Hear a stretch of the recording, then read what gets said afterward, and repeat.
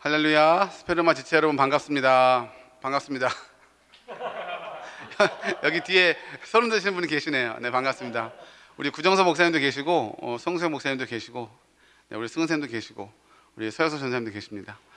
여러분 화면을 통해서 만나지만 더 진실된 모습으로 마음으로 만났으면 좋겠고요. 우리도 이렇게 영상을 만들고 제작하지만 얼마나 이 영상을 통해서 여러분과 가깝게 만나고 또 여러분이 진실된 마음으로 하나님을 예배할 수 있을까 조금은 염려가 됩니다. 하지만 하나님이 이 연결된 이 랜선 너머로 여러분들의 마음을 감화시키시고 인도하셔서 기쁨으로 예배할 수 있도록 인도하실 줄 믿고 믿음으로 나가겠습니다. 우리 예배 전에 한번 찬양할 텐데요. 믿음 따라 또 예수 열방의 소망, 우리 함께 찬양하도록 하겠습니다.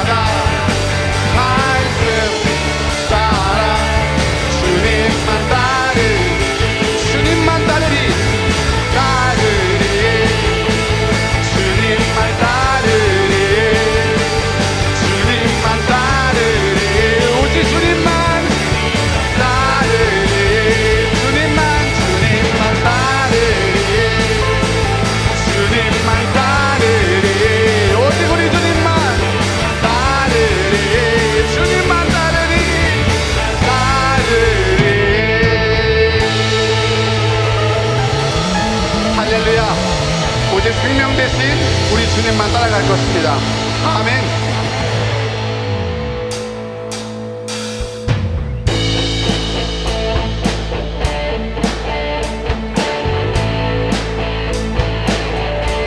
예수 열방의 소망, 예수 열방의 소망, 예수 우리의 위로자, 주는 온 땅의 영원한 소망, 예수 어둠 속에 빛, 예수 변함없는 진리,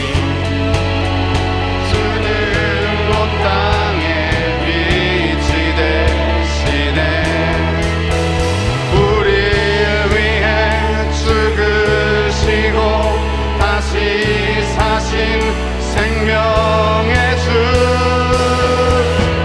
주님만이 소망이요 변함없는 반석이라 주님만이 온 세상을 비추시네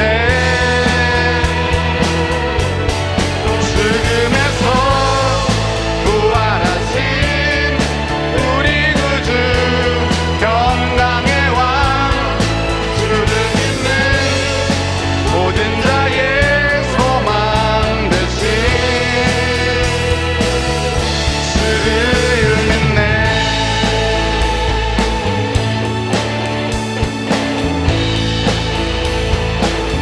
예수 열방의 소망 예수 열방의 소망 예수 우리의 위로자 주는 온 땅의 영원한 소망 예수 어둠 속에 빛 예수 변함없는 진리 주는 온 땅의 빛이 되시네 우리를 위해 죽으시고 다시 사신 생명의 주 주님만이 소망이요 변함없는 반석이라 주님만이 온 세상을 비추시네 또 죽음에서 부활하신 우리 구주 건강의 왕 주를 믿는 모든 자의 소망 되신 주를 믿네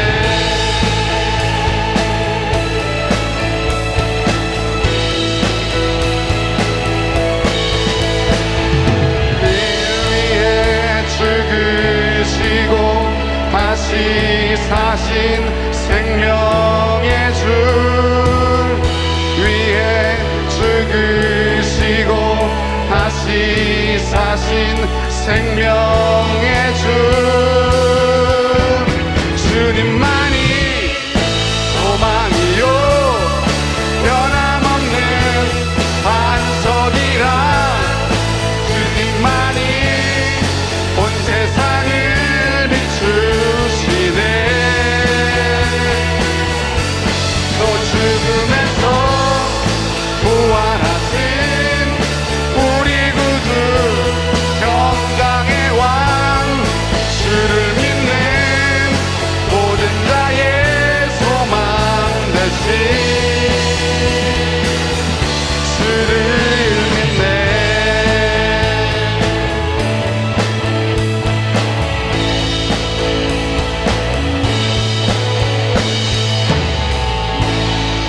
할렐루야 모든 산자의 소망이 되시는 우리 하나님을 찬양합니다. 할렐루야 아멘.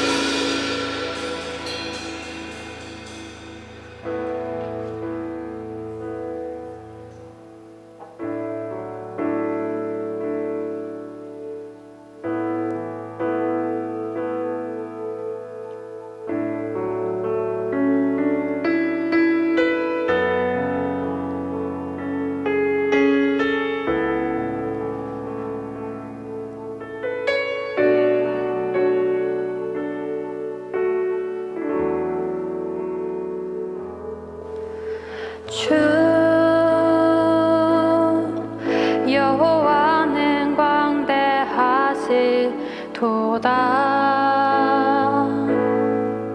그 거룩한 하나님 성에서 찬양할지어다.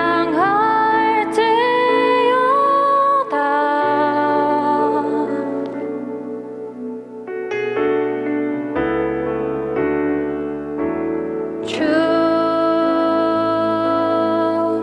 승리 우리에게 주셨도다. 모든 원수 물리치셨네. 엎드려 절하세.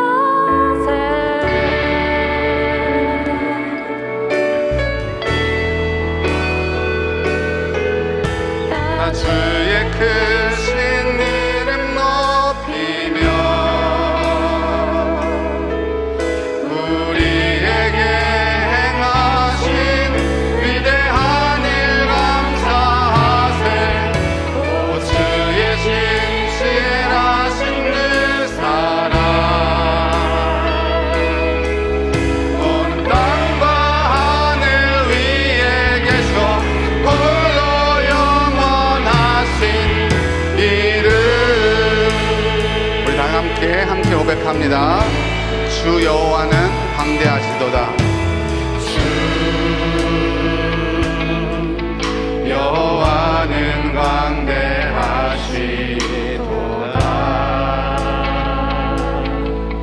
그 거룩한 하나님 성에서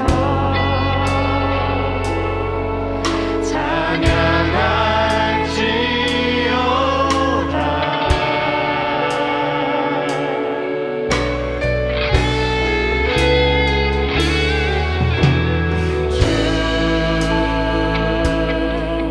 승리 우리에게 주셨도다.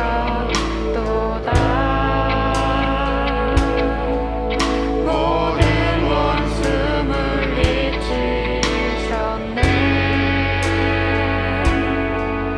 엎드려 절하세.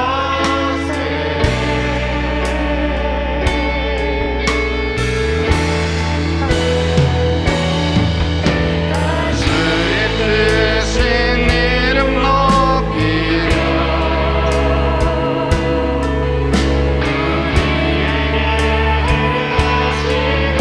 위대한 일 감사하세. 주의 진실하신 그 사랑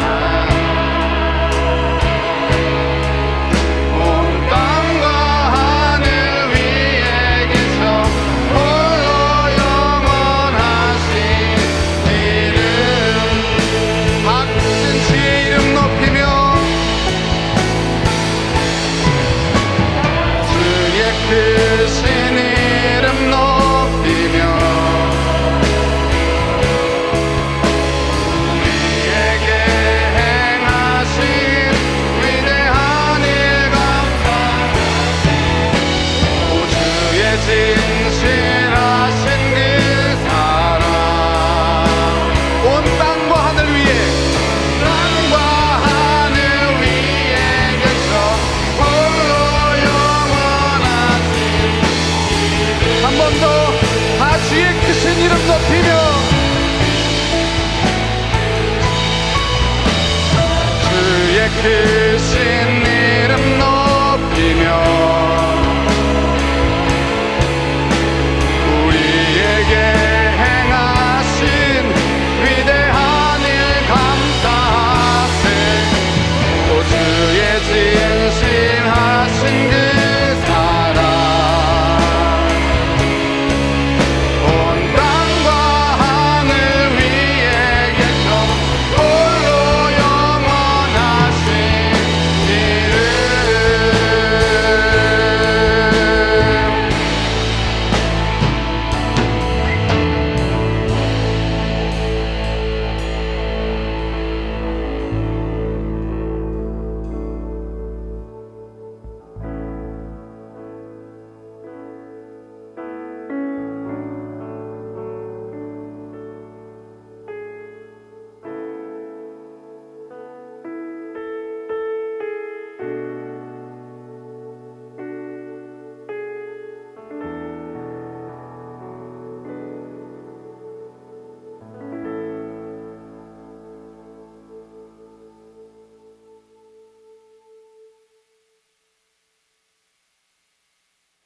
사랑의 하나님 아버지, 감사드립니다.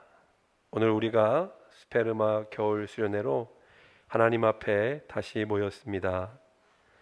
믿음 없는 자가 되지 말고 믿는 자가 되라는 주제를 가지고 진행하는 이번 수련회 가운데 하나님께서 함께하여 주시고 우리 모두가 진정 하나님을 믿고 살아가는 믿음의 자녀가 되게 하여 주옵소서. 이번 수련회는 우리가 비상적인 상황으로 인하여 온라인으로 실시하는 수련회로 갖게 되었습니다. 비록 우리가 한 자리에 모여 예배드리지 못하고 자기가 있는 자리에서 예배드리고 있지만 마음만은 하나 되어서 하나님께 영광 돌리게 하여 주옵소서. 또한 사람들과는 본의 아니게 거리 두기를 하고 있지만 하나님과는 거리를 두지 않게 하여 주시고 이번 수련회를 통하여 주님께 더 가까이 나아가게 하시고 하나님 마음에 합한 자녀가 되게 하여 주옵소서. 수련회를 위해 수고하는 모든 분들 가운데 함께하여 주시고 그 수고와 노력에 하나님께서 귀한 은혜로 응답하여 주옵소서. 말씀을 전하시는 목사님, 하나님께서 성령 충만 주시고 갑절에 영감을 더하여 주셔서 우리 학생들에게 피가 되고 살이 되는 귀한 말씀 전하게 하시고 영육간에 강건함을 주셔서 모든 말씀을 전하기에 부족함이 없도록 사용하여 주옵소서. 이번 수련의 모든 순서를 하나님께 맡깁니다. 성령으로 인도하여 주시고 은혜롭게 역사하여 주옵소서. 이 모든 말씀 지금도 살아 역사하시는 예수 그리스도의 이름으로 기도하옵나이다. 아멘.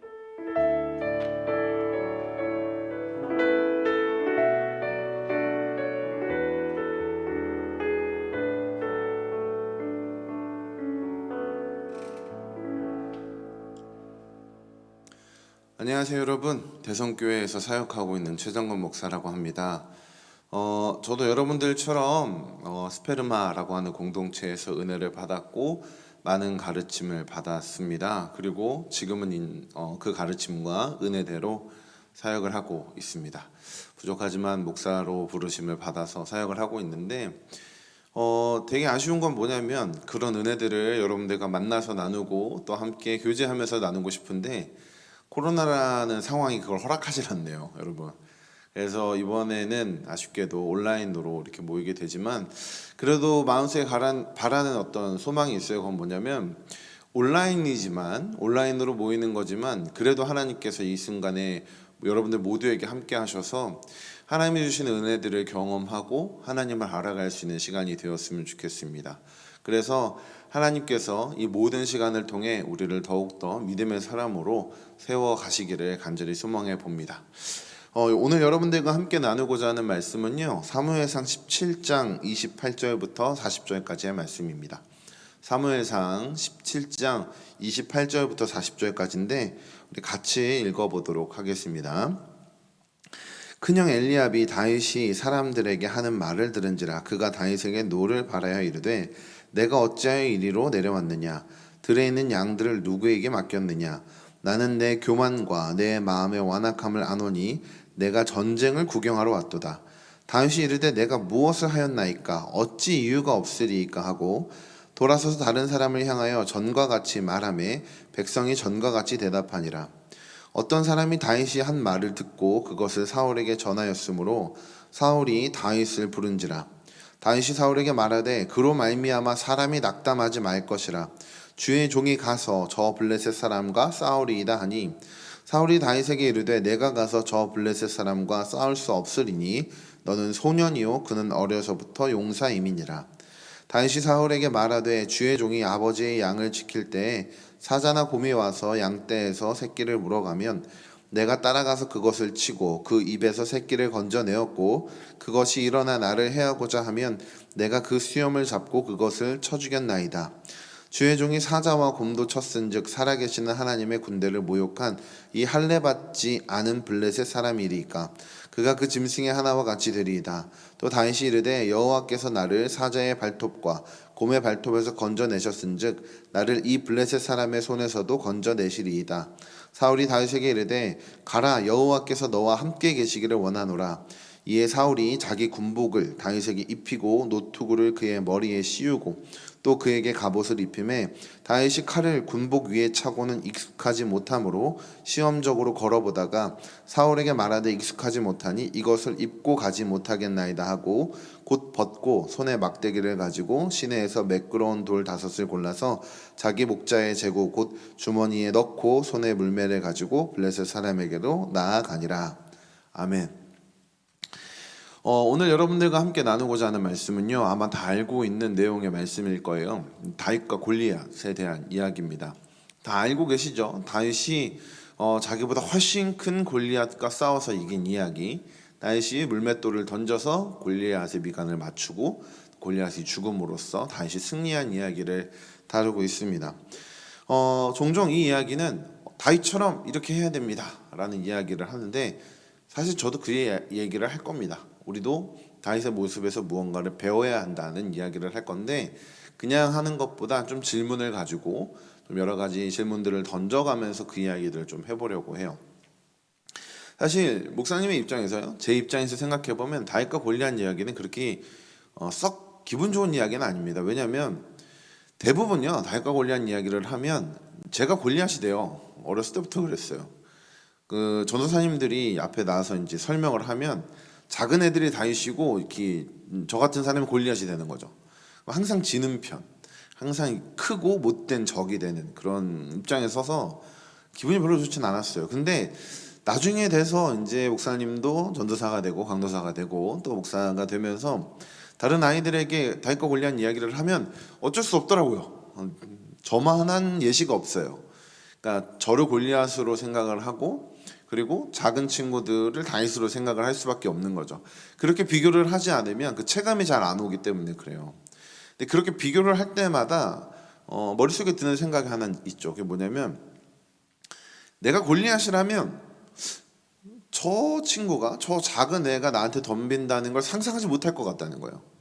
그러니까 실제로 만약에 제가 골리앗이에요. 실제로 만약에 제가 골리앗이고 저 작은 소년이 다윗이라고 하면 저 작은 소년이 나한테 덤빌 거라는 상상조차 하지 않는 거죠. 왜냐하면 싸움을 한다 그래서 뭐 이길 수 있는 확률이 없잖아요. 어떻게 해서든 내가 이길 것 같은데?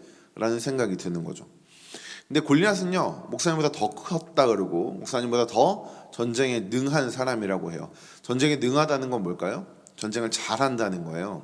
전쟁에 많이 나가봤고 싸움도 많이 해봤고 전쟁에서 용사처럼 블레셋의 진영에서 나가서 싸웠던 사람인 거죠. 근데 그 사람이 다윗과 같은 목동을 봤을 때 어떤 느낌이 들었을까?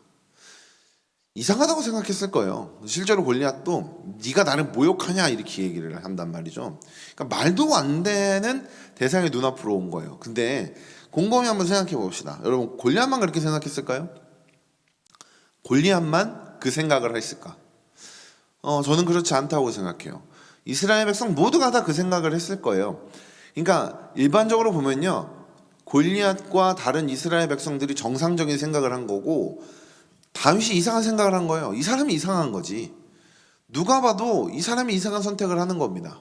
이 사람이 잘못 정신 나갔나? 이런 생각이 들 수밖에 없는 거죠. 근데 잘 보면 우리는 다윗이 마치 정상적인 생각을 하는 것처럼 이해를 한다는 거예요. 다윗이 뭔가 이상한 선택을 하고 이상한 생각을 하고 있는 건데 그렇지 않다고 생각하는 거죠.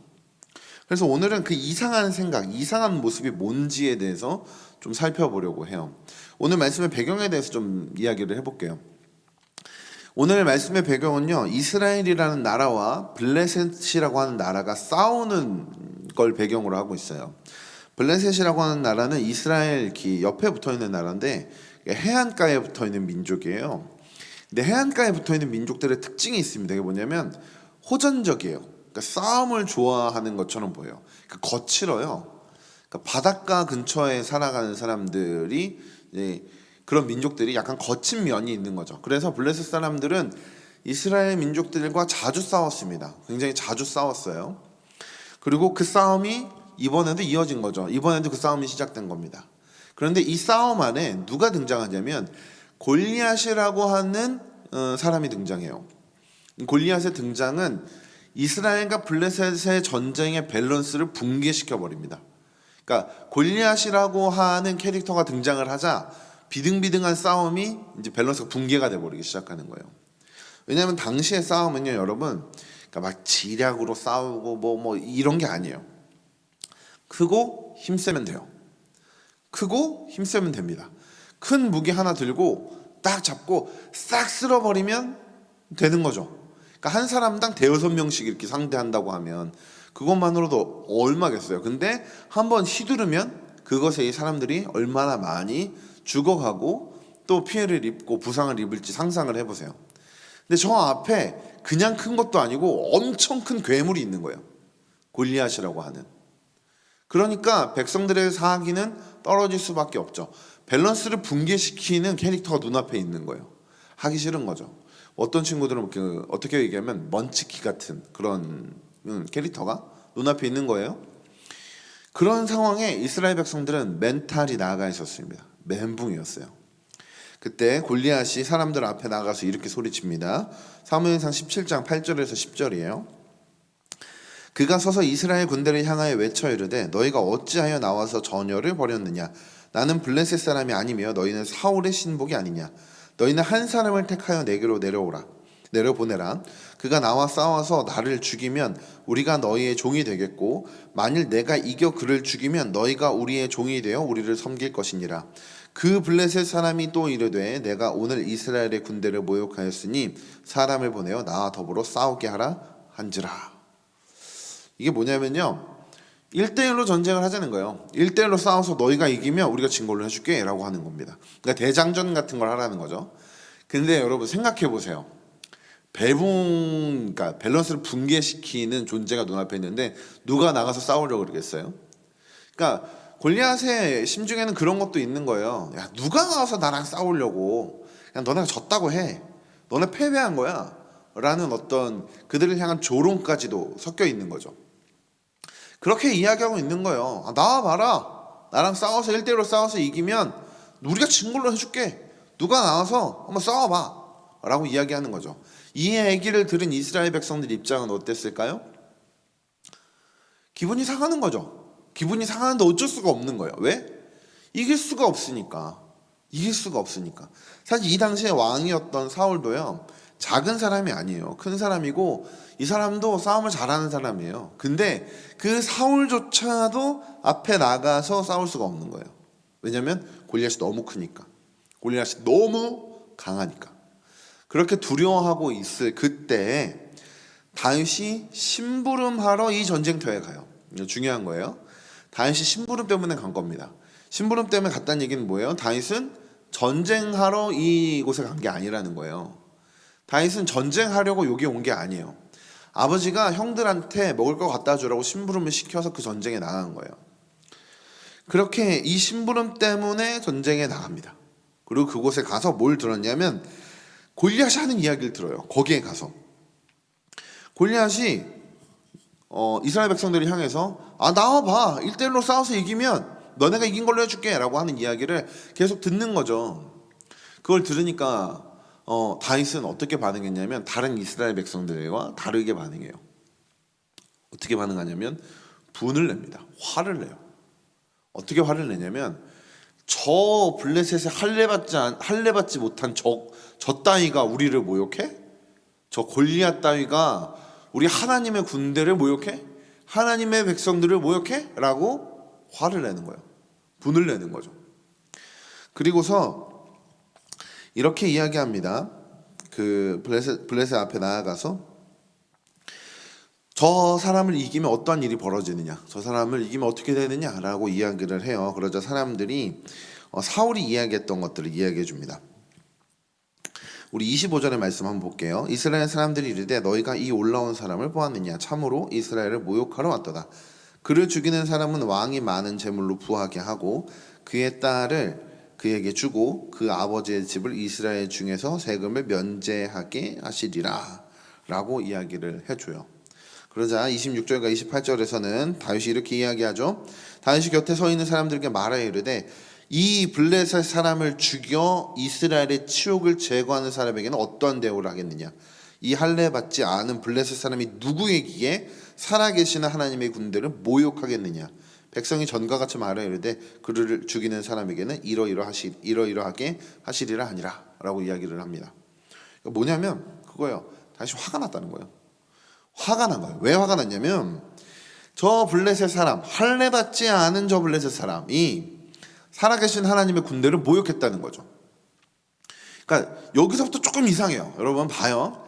아무리 저 눈앞에 있는 사람이 우리를 모욕한다고 해도요, 싸워서 이길 수 있는 상황이 아니에요. 싸워서 이길 수 있는 상황이야 화를 내고 뭐 나가서 싸우거나 뭐 해야지. 싸워서 이길 수 있는 상황이 아닙니다. 그리고 다윗은 소년이었고 전쟁에 나가서 싸울 만한 사람도 아니었기 때문에 전쟁에 불려오지 않았어요. 그러면 누가 봐도 다윗이 이상한 얘기하고 있는 거예요. 다윗이 왜 화를 내고 있는 거예요? 화를 내서 어쩔 건데? 어떻게 할 건데? 그러니까 그의 형이 이 이상한 반응에 대해서 이야기를 하죠. 28절입니다. 큰형 엘리압이 다윗이 사람들에게 하는 말을 들은지라 그가 다윗에게 노를 바라여 이르되 내가 어찌하여 이리로 내려왔느냐? 들에 있는 양들을 누구에게 맡겼느냐? 나는 내 교만과 내 마음의 완악함을 아노니 내가 전쟁을 구경하러 왔노라. 이 말이 뭐예요? 너 지금 교만해서 그런 거야. 너 네 안에 악이 있어서 그런 거야. 네 잘못된 거야 라고 꾸짖고 화내고 있는 거예요. 큰형이. 큰형은 전쟁터에 있어봤으니까 골리앗이 어떤 존재인지 알 거 아니에요. 그 골리앗을 이길 수 없다는 것도 알 거 아니에요. 근데 다윗의 이런 반응이 잘못됐다고 생각하는 거예요. 다윗이 마치 그 상을 노리고 하는 것처럼, 그러니까 그 사울의 딸을 주고 세금을 면제해 주는 그 상 때문에 그러는 것이라고 생각하고 있는 거죠.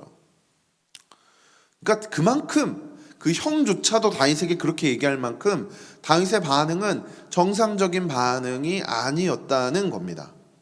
이해가 되세요? 정상적이지 않았던 거예요. 생각해보면 다윗은 지금 이상한 얘기를 하고 있는 거예요.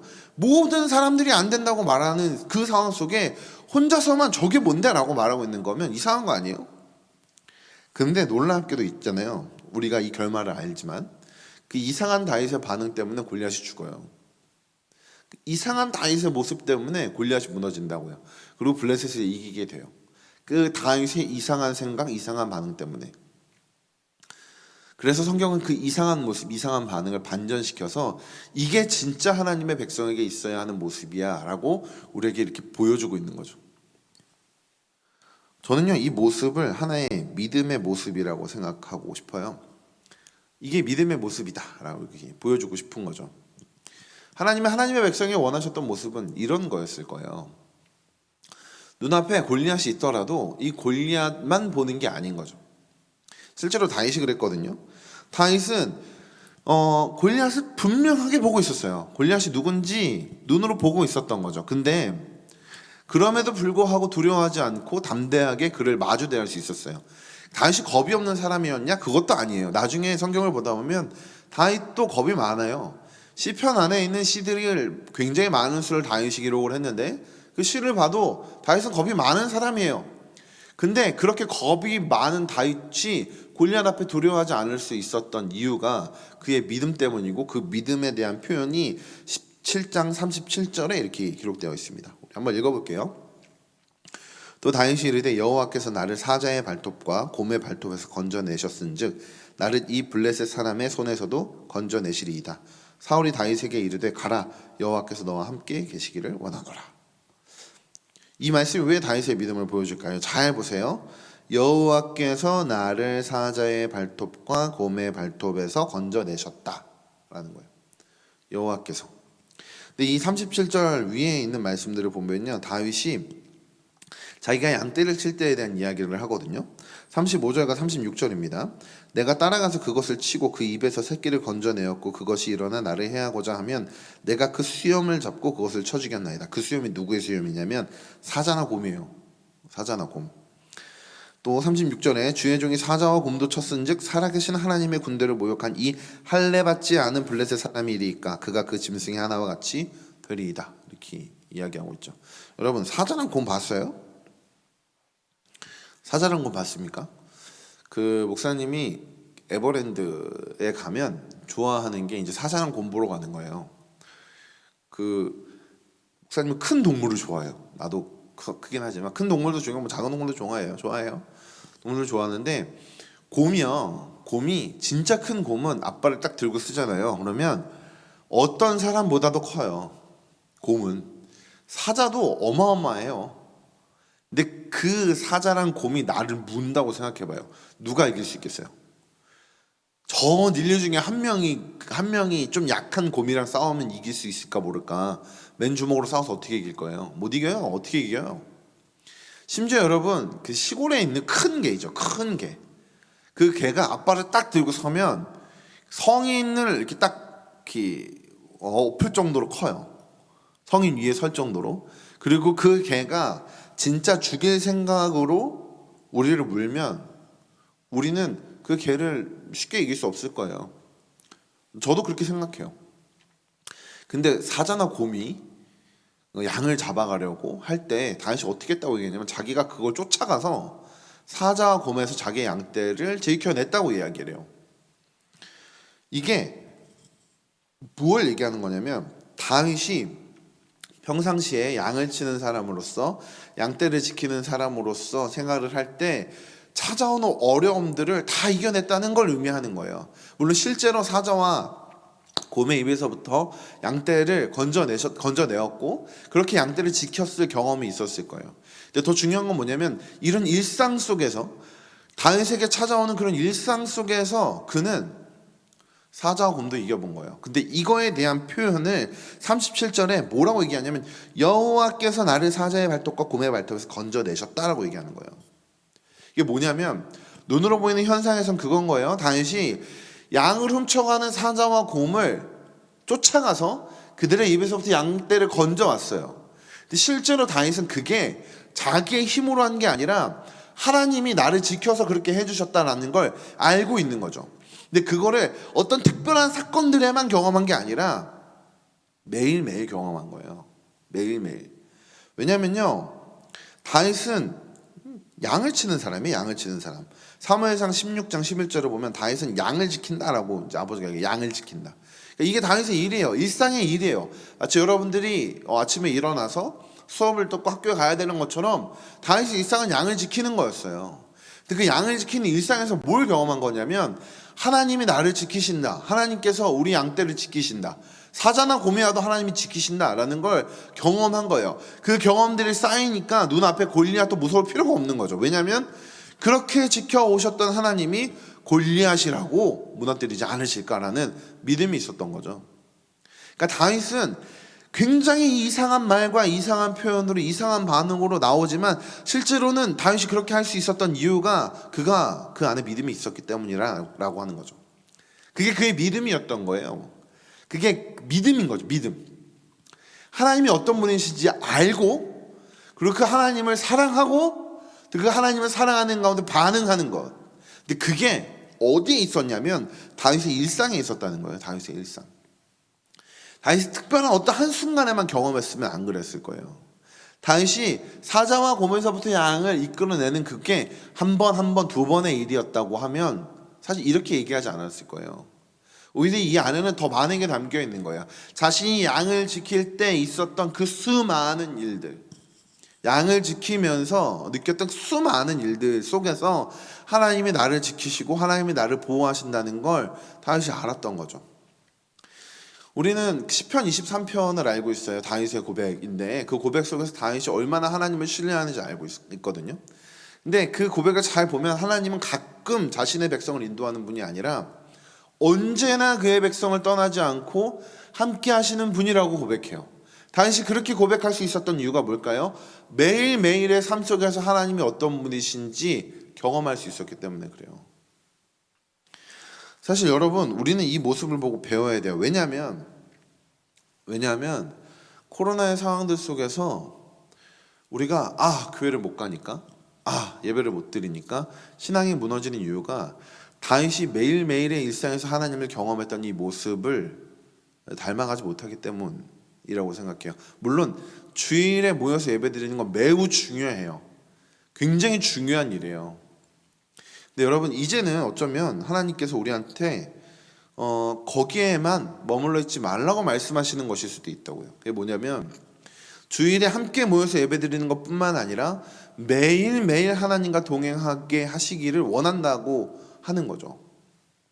이게 뭔 말이냐면 그런 거예요. 우리는 보통 주일에 교회 가잖아요. 그러면 열심히 찬양도 해요. 또 예배도 드리고 또 기뻐하면서 또 친구들이랑 얘기를 하죠. 그러다가 시들시들해질 때가 되면 수련회 한번 가요. 그리고 수련회 가서 열심히 또 예배를 드리고 또 찬양을 하고 또 기도하고 은혜 받고 와요. 그럼 또 열심히 해요. 근데 이 열심히 어느 주기로 반복되냐면 주일 주기로 반복됩니다. 주일 주기로. 그러니까 수련회 갔다 오면 약간 일주일이나 2주일 정도는 주중에 이어지다가 좀 지나면 주일 주기로 반복돼요. 그러다가 주일도 잠깐 빼먹고, 그리고 매일의 일상 월, 화, 수, 목, 금, 토의 날들은 어떻게 되나요? 아무 생각 없이 사는 거죠. 아무 생각 없이 사는 거예요. 그 속에서 하나님이 나와 함께 하시고 하나님께서 나를 지키시고 하나님께서 나에게 은혜를 주시고 능력을 주신다는 걸 알지 못하니까 큰 어려움이 오면 어떻게 돼요? 자꾸 다른 걸 찾는 거예요. 믿음 없는 사람들이 되는 거죠. 주일에만 잠깐 와서 하나님 앞에 예배드리고 주일에만 잠깐 와서 뭐 찬양하고 예배하고 다른 사람들이랑 함께하고 그냥 거기서만 그치는 거죠. 실제로 목사님의 모습도 그러했어요. 목사님도 스페르만 수련회 갔다 오면 막 이렇게 열정이 넘쳐요. 그래서 물론 이제 어떤 누군가에 의해서 끌려서 새벽 예배를 가긴 했었지만 새벽 예배도 가고요. 뭐 금요 철야 예배도 가고요. 수요 예배도 가고요. 그렇게 해요. 근데 있잖아요. 그 예배 순간뿐만 아니라 그때 나와서 매일매일의 일상에서 하나님이 어떤 분이신지 경험하는 걸 중요하게 생각하지 않았었던 거죠. 여러분들 시절에. 그러다가 하나님이 문득문득 깨닫게 하시는 게 있어요. 그게 뭐냐면 내가 너의 인생을 인도하고 있어 라고 하는 것들을 깨닫게 하시는 그런 경험들이 있어요. 사실 이 경험들이 쌓여가기에 어떤 어려움들이 있어도 두려워도 한 발자국 걸어갈 수 있는 거거든요. 근데 이게 없으면요, 그 어려움들이 왔을 때 두려움 가운데 무너지기만 하는 거예요. 다윗의 이 이상한 모습을 믿음의 모습이라고 얘기했고, 그 믿음의 모습이 있을 수 있었던 이유가 일상에서 하나님의 은혜를 경험했기 때문이라고 이야기했어요. 그럼 우리한테 돌아오자고요. 우리한테로 다시 돌아오자고요. 그럼 우리는 어떨까요? 여러분들은 어떻게 하고 있나요? 사실 온라인으로 예배드리는 거 너무 싫어요. 솔직히 얘기하면 저. 목사님도 사역자잖아요. 너무 싫어요. 이거 코로나 빨리 끝났으면 좋겠어요. 빨리 없어졌으면 좋겠어, 빨리. 그래서 사실 이 영상을 찍고 있는 이 순간에도 그냥 우리 수련회 가가지고 설교했으면 좋겠다, 막 이런 생각이에요. 근데 여러분, 이 순간에도 하나님이 우리한테 원하시는 모습이 있다는 걸 잊으면 안 돼요. 그 모습이 뭐냐면 믿음의 모습인데, 그 믿음의 모습은 온라인으로 예배를 드리니까 온라인으로 예배를 드리는 이 순간에만 집중해야지 라는 게 아니라는 거예요. 오히려 이런 순간이니까 하나님께서 우리한테 말씀하시는 거예요. 매일 하나님이 나를 사랑하시고 나를 지키시고 나를 인도하신다는 걸 경험해 가기를 원하신다는 거죠. 그럼 어떻게 경험할 수 있을까요? 어떻게? 다윗처럼 양을 치러 갈까요?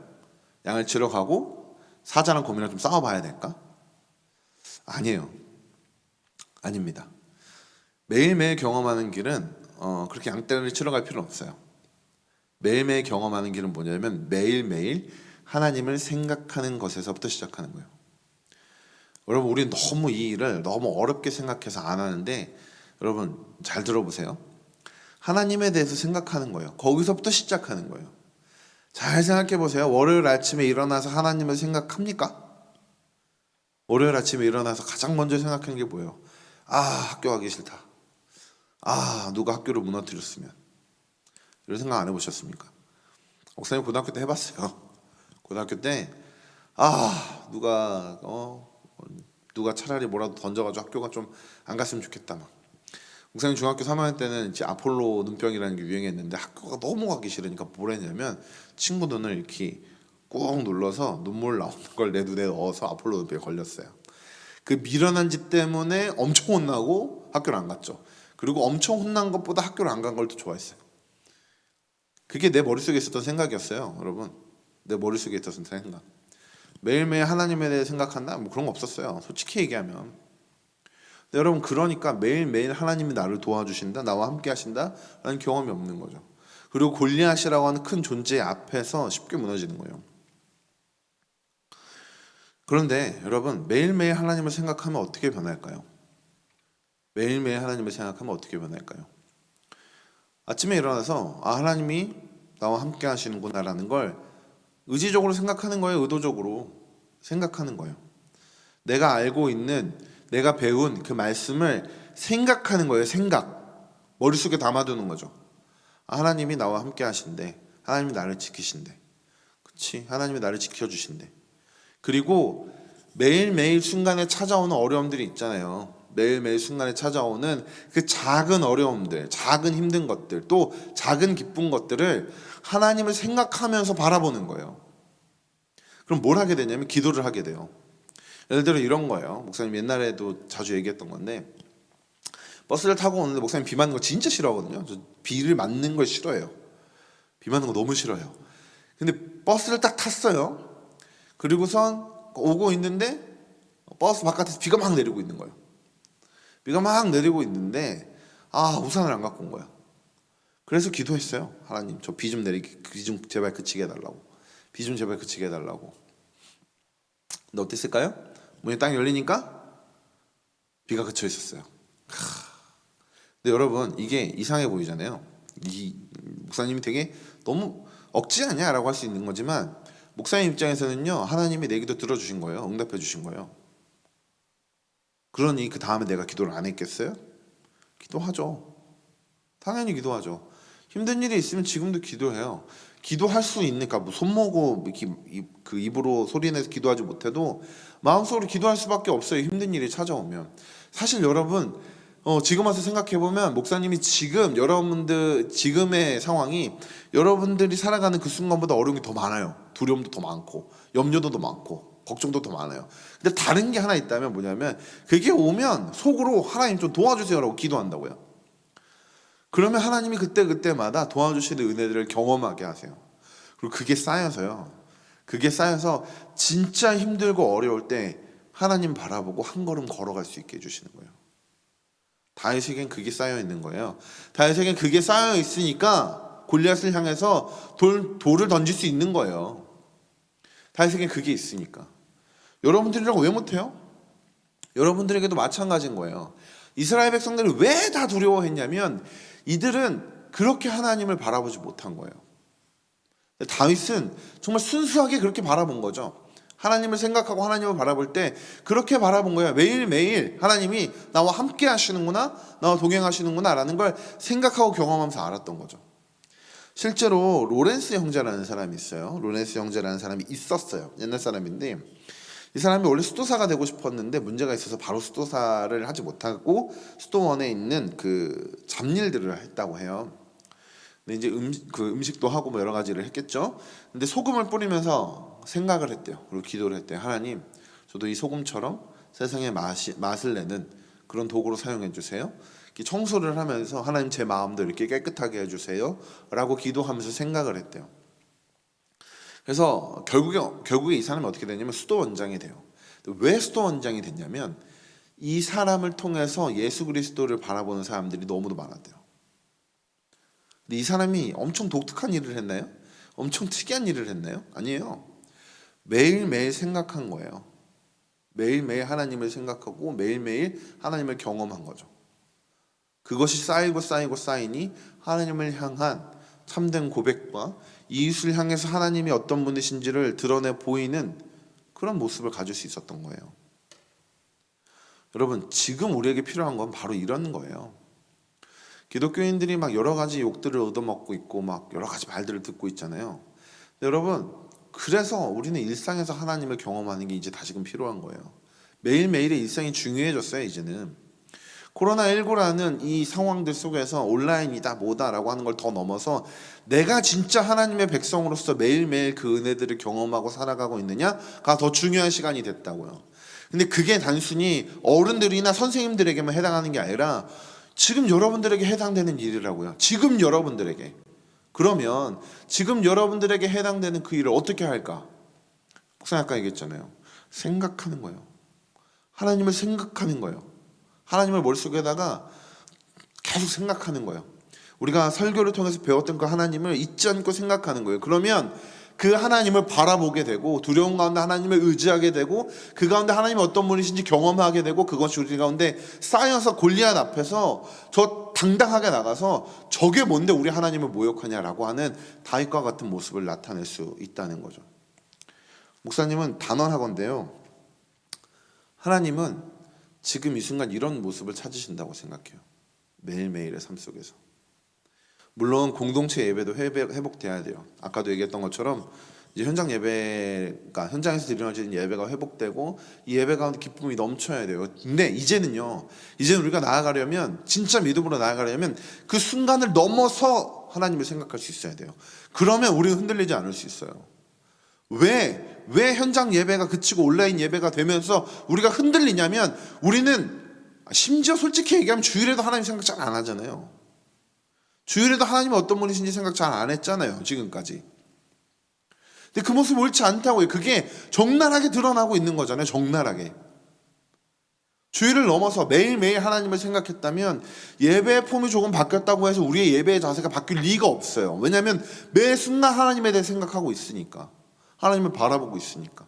내가 하나님의 존전에 있다는 걸 생각하고 있으니까. 근데 그 생각을 안 하는 거죠. 매일매일 하지 않는 거예요. 이걸 바꿔 생각해 보세요. 매일매일 우리가 하나님에 대해서 생각을 했다고 봅시다. 매일매일 하나님의 임재를 경험하고 하나님의 은혜를 체험했다고 쳐봅시다. 그러면 그 다음은요.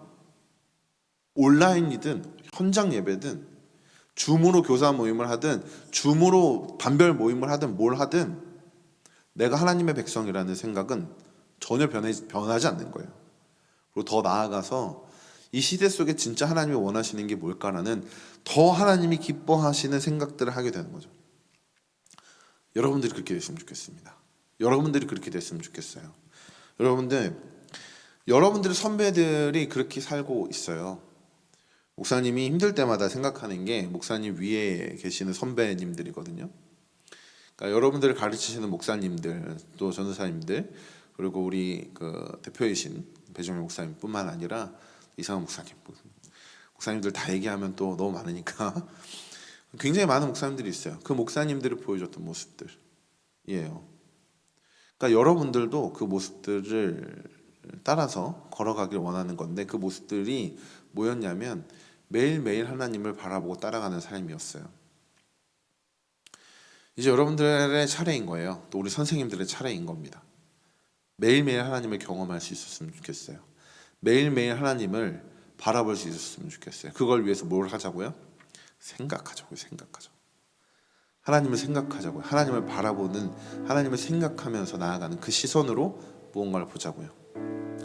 그래서 결국에 정리를 하자면 다윗은 다른 사람들이 하지 않는 이상한 생각을 했는데, 이상한 모습을 보였는데 그 이유가 뭐였냐면 그 어떤 것도 하나님께서 함께 하시는 것 가운데 바라봤던 거예요.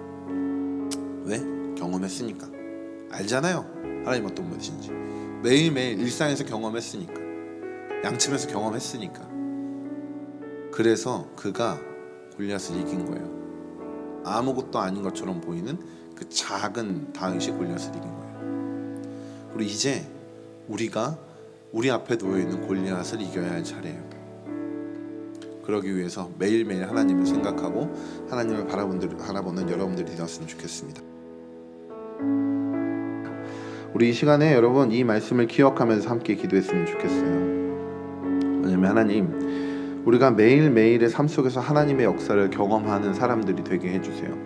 매일매일의 삶 속에서 하나님을 경험하고 하나님을 알아가는 사람이 되게 해주세요.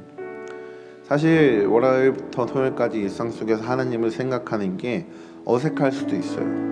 그러나 우리가 작은 발걸음이나마 조금이나마 하나님 앞에 드릴 때 하나님께서 그것을 사용해 주셔서 우리의 일상 속에서 하나님께서 역사하시는 것들을 보고 바라보고 체험하는 그런 하나님의 사람들이 되게 해주세요라고 이 시간 다 같이 기도하시겠습니다. 하나님 아버지 참으로 감사합니다. 우리 가운데 그 큰 은혜를 주셔서 하나님의 자녀 삼아 주셨습니다. 하나님을 바라보게 하셨고 하나님을 찬양하게 하셨습니다. 아버지 그 가운데 우리가 온라인 예배라는 정말 사상 초유의 상황들을 만나고 있고 이런 상황들 속에서 나아가고 있습니다. 그러나 하나님 우리가 간절히 소망하고 원합니다. 이런 하나님 상황들 아버지, 속에 주의 말씀 안에 살게 하여 주시옵소서. 우리 여전히 믿음의 사람이고 그러한 믿음을 속에서 가지고 이제 주의 다시 부르심을 매일매일 받게 하여 이 시작해서 주시옵소서. 하나님의 아버지 역사하는 하나님, 것들을 바라볼 수 말씀으로 있도록 우리를 새롭게 하여 주옵소서. 정말 하나님께 함께 해주시는 어려운 시간을 살아가고 있지만 우리 아버지한테 위로할 씀을 기다립니다. 아버지여 우리와 함께 하여 주시옵소서. 우리를 지키시고 보호하시는 하나님을 바라보게 하시고 그것들을 바라보면서 하나님을 의지하면서 매일매일 승리할 수 있도록 도와주시고 그것들이 쌓여서 우리 또한 다윗처럼 골리앗 앞에 섰을 때 믿음으로 당당히 나아갈 수 있는 하나님의 사람들 되게 하여 주시옵소서. 우리의 약함을 아시는 주님, 우리의 부족함을 아시는 주님, 그런 하나님 우리가 함께 하시는 주님을 의지하오니 우리 가운데 붙잡아 주시고 정말 매일매일 순간에 하나님을 생각할 수 있게 도와주시옵소서. 때때로 공부하는 것이 힘든 가운데 일단은 하나님을 생각하고 하나님을 바라보고 또 하나님께 도움을 구하며 나아가게 하여 주시옵소서. 미래를 위하여 그런 고민이 있다면 하나님 모든 것들 하나님께 부탁하며 하나님의 도우시는 것들을 경험하게 하여 주시옵소서. 아버지 친구들과 관계 속에 그런 문제가 있다면 하나님께서 함께 해주셔서 그 관계 속에서 하나님께서 모든 것들을 화목케 하시는 은혜들을 경험할 수 있게 도와주시옵소서. 우리 안에 두려움이 있다면 그 두려움을 능히 이길 수 있는 아버지 용기까지 주시는 하나님을 바라보며 나아갈 수 있게 도와주시옵소서. 아버지 이 외에도 매일매일 삶 속에서 우리를 무너뜨리고 우리를 힘들게 하는 그 어떤 것들이 찾아올 때마다 하나님을 생각하고 또 하나님을 바라보고 하나님께 의지함으로 아버지 이겨나갈 수 있게 도와주시고 이렇게 이겨나가면서 정말 하나님이 나와 함께 하시는구나, 하나님이 나를 지키시는구나, 하나님이 나를 보호하시는구나 라고 하는 것들을 더욱더 경험하며 나아가는 우리 귀한 자녀들 되게 하여 주시옵소서. 하나님 그렇게 하나님을 사랑하고 하나님을 의지하는 것들이 쌓이고 쌓여서 경험 가운데 생활되어서 정말 언제나 하나님 앞에 믿음의 사람으로 서게 하여 주시고 하나님께서 역사하신 것을 바라보는 믿음으로 당당히 일어서게 하여 주시옵소서. 여전히 이 시대 가운데 우리가 싸워야 될 골리앗들이 여전히 있습니다. 우리가 무너뜨리기 못하는 그런 어려움들이 있습니다. 그러나 그것들 앞에서 우리의 힘을 바라보고 무너지는 것이 아니라 하나님께서 개인 주시고 능력 주시는 걸 바라보면서 믿음으로 일어나 걸어갈 수 있게 도와주시고 그 가운데 하나님을 더욱더 찬양하며 나아갈 수 있도록 인도하여 주시옵소서. 하나님 아버지 정말 그렇게 믿음의 사람이 되길 원합니다. 우리도 다윗과 같이 정말 그렇게 믿음의 사람으로 나아가길 원합니다. 매일매일의 삶 속에서 역사하시는 하나님을 바라보면서 매일매일 역사하시는 하나님을 경험하면서 나아갈 수 있게 하여 주시옵소서. 아버지 작은 걸음이라 할지라도 작은 것이라고 할지라도 하나님의 귀한 손길을 놓치지 않는 자녀들 되게 하여 주시고 하나님께서 함께 하시고 도와주시는 은혜들을 경험하면서 기쁜 가운데 나아가고 당당하게 골리앗 앞에 나가서 싸우는 믿음의 용사들이 될 수 있게 도와주시옵소서. 특별히 코로나의 어려운 상황 가운데 속에서도 우리가 여전히 그렇게 가길 원합니다. 여전히 그렇게 나아가길 원합니다. 함께 하여 주셔서 코로나라는 어려운 가운데 우리 앞에 놓여있는 많은 문제들을 하나님을 바라보는 능히 믿음으로 온전하게 아버지 이겨나갈 수 있게 도와주시고 우리가 가는 걸음들이 하나님이 도와주시는 은혜 가운데 승리케 되는 그런 걸음들이 될 수 있도록 주여 함께 하시고 역사해 주시옵소서. 우리 두 번째로 함께 기도했으면 좋겠습니다. 여러분 우리 스페르마라고 하는 우리 공동체를 위해서 기도해 주셨으면 좋겠습니다. 제가 어렸을 때부터 이렇게 함께 했었다고 이야기를 했잖아요. 고등학교 1학년 때부터 지내왔고 20년이 조금 안 되는 시간이었지만 저에게는 20년이라는 가까운 시간들 속에서 귀한 은혜들을 나누고 경험하고 정말 지쳐있을 때 위로를 주는 공동체였습니다. 근데 우리가 특별히 수련회라고 하는 것을 중점으로 나아가고 있는데 이 수련회가 어려운 상황들 가운데 우리 스페르마 공동체도 여러 가지 고민들을 하게 되고 또 여러 가지 염려들을 할 수밖에 없는 그런 상황들이 되지만 여러분들 함께 기도해 줬으면 좋겠습니다. 여러분들 함께 기도해 주셔서 이 공동체가 다시금 일어나서 다시금 하나님 주신 지혜 가운데 일어나서 하나님의 백성들, 하나님의 귀한 자녀들, 또 약속의 자손들이 정말 더욱더 확장되어 갈 수 있도록 더욱더 거저갈 수 있도록 함께 해주시는 스페르마가 될 수 있게 해달라고 우리 또 배종렬 목사님 붙잡아 주시고 함께하는 모든 사역자들과 우리 모든 선생님들과 또한 스페르마의 모든 공동체들을 위해서 시간 다 함께 기도하도록 하겠습니다. 하나님 아버지 감사합니다. 주께서 함께 해주시고 인도해 주셔서 우리 스페르마가 이렇게 온라인으로 하나님 앞에 예배드리며 아버지 이렇게 사역을 나눕니다. 아버지 하나님께서 주시는 은혜 가운데 하나님의 귀한 은혜들을 경험하면서 함께 왔습니다. 지금까지 하나님께서 지키시고 보호하셨고 인도하셨습니다. 아버지, 앞으로 그렇게 나아갈 수 있는 우리 스페르마가 될 수 있게 인도하여 주시옵소서. 정말 수련회 중심으로 사역해 나갔으며 수련회 중심으로 함께 왔었는데 하나님 아버지, 사역들이 수련회가 어려워지면서 현장에서 함께하는 것이 어려워지면서 여러 가지 난항들을 겪게 되고 여러 가지 고민들을 하게 됩니다. 그러나 하나님 여전히 우리의 마음은 하나님의 그 사랑을 전하고 하나님의 백성들을 세우며 교회를 세워나가는 귀한 마음을 하나님께 드리며 나아가고 있사오니 우리에게 지혜를 주시고 능력을 주시고 함께해 주셔서 아버지 스페르마 공동체가 다시금 믿음 가운데 설 수 있게 도와주시고 하나님의 은혜 가운데 일어설 수 있도록 인도하여 주시옵소서. 정말 하나님을 바라보는 마음 가운데 나아가기 원합니다. 우리에게 주셨던 은혜들을 다시 한번 후배들에게 전하며 우리에게 주신 은혜들을 함께 나누며 나아가기 원합니다.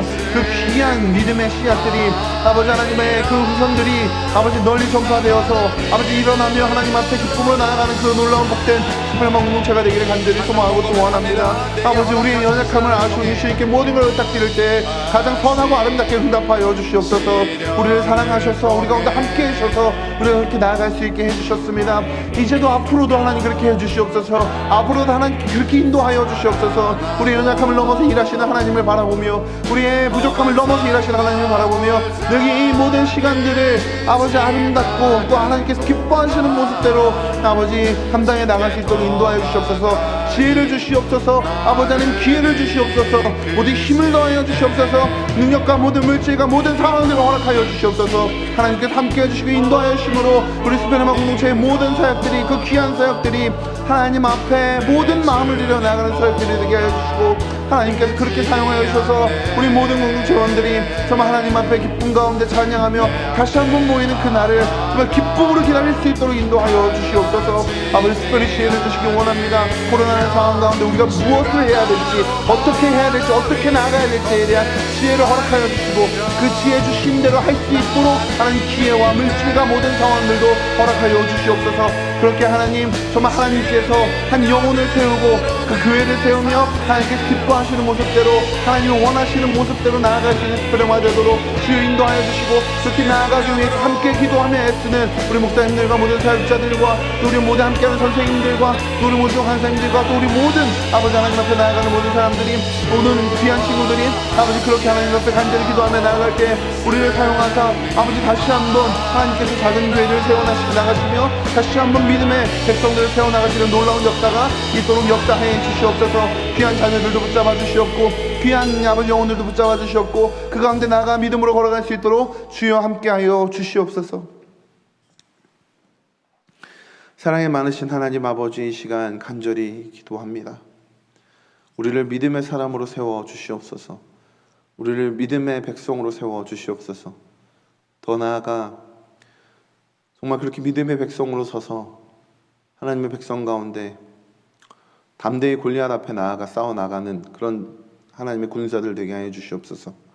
매일매일의 일상 속에 그것들을 경험하게 하시고 매일매일의 일상 속에서 하나님을 체험하며 하나님이 이런 분이시다, 하나님이 이런 분이시다 라는 걸 경험해 나가는 은혜가 있게 하여 주시옵소서. 하나님을 생각하고 하나님을 바라보고 하나님께 고정하며 그렇게 나아갈 수 있게 도와주시고 또한 우리 스페르마를 붙잡아 주셔서 20년이 넘는 시간 동안 사역을 해오게 하셨는데 20년이 아니라 주님 오실 그날까지 30년, 40년, 50년의 시간들 속에서 이 귀한 사역들을 함께 나누며 함께 고민하며 아버지 그렇게 걸어나가는 귀한 우리 스페르마 공동체가 될 수 있도록 도와주시옵소서. 특별히 비대면의 시대 속에서 지혜를 주시고 모든 나아갈 길을 허락하여 주시옵소서.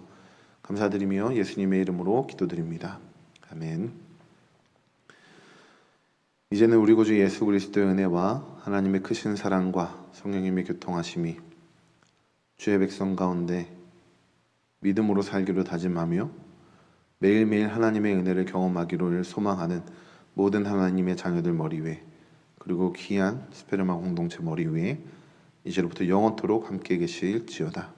아멘.